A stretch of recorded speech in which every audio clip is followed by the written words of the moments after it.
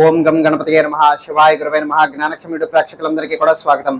మీరు ఏదైనా సరే ప్రత్యేకమైనటువంటి ఒక ఇంటర్వ్యూకి కానీ లేకపోతే ఏదైనా సరే మీటింగ్కి కానీ ఒక 10 మంది యొక్క మధ్యలో మీరు ఏదైనా కూడా సమావేశానికి వెళ్తున్నారనుకోండి, అది ఏదైనా కూడా ఒక ముఖ్యమైనటువంటి పని, అది రియల్ ఎస్టేట్ బిజినెస్ కావచ్చు, వ్యాపారం కావచ్చు, ఉద్యోగం పర్పస్ కావచ్చు, లేకపోతే ఒక ఇంటికి సంబంధించిన విషయాలు కావచ్చు, కోర్టుకి సంబంధించిన విషయాలు కావచ్చు, ఎగ్జామ్స్కి సంబంధించిన విషయం కావచ్చు, ఏదైనా సరే అటువంటి సందర్భాల్లో ఈ యొక్క ఆకర్షణ అనేటువంటిది మీ పట్ల ఏర్పడి తద్వారా మీకు అదృష్టం కలిసి వచ్చి మీకు విజయము ఏర్పడేటువంటి విధంగా ఒక చిన్న చిట్కా అనేటువంటిది చెప్పబడి ఉన్నది. అది మనం తెలుసుకుందాం.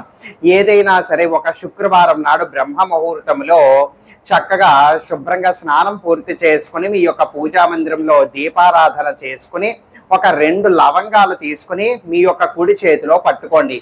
ఆ కుడి చేతిలో పట్టుకుని ఆ యొక్క 2 లవంగాలని కూడా నేను చెప్పబోయేటువంటి మంత్రాన్ని కనీసం ఒక 11 సార్లు చెప్పినా సరే సరిపోతుంది.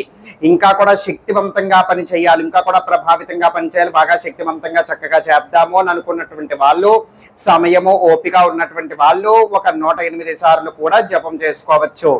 మంత్రం తెలియజేస్తున్నాను, వినండి. ఓం హ్రీం క్లీం నమః. మళ్ళీ చెప్తున్నాను, ఓం హ్రీం క్లీం నమః.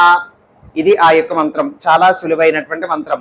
ఈ విధంగా మంత్ర జపం అనేటువంటి పూర్తి చేసుకోండి. పూర్తి చేసుకున్న దాని తర్వాత ఇప్పుడు ఆ యొక్క 2 లవంగాలని కూడా మీ యొక్క పర్సులో కానీ మీ యొక్క పాకెట్లో కానీ చక్కగా మీరు పెట్టుకుని ఉంచి ఆ విధంగా మీరు ఆ యొక్క ఇంటర్వ్యూలకి కానీ మీటింగ్లు కానీ మీ యొక్క ముఖ్యమైనటువంటి పని ఏదైతే ఉందో ఆ యొక్క పని రంగం కోసం ఆ యొక్క పని కోసం మీరు వెళ్ళవచ్చు అనమాట. అందరూ కూడా మీకు ఆకర్షితులు అయ్యేటువంటి అవకాశం ఉంటుంది. తద్వారా ఆ యొక్క పని అనేటువంటిది మీకు చక్కగా తాపీగా జరిగిపోయేటువంటి అవకాశం అనేటువంటిది ఉంటుంది.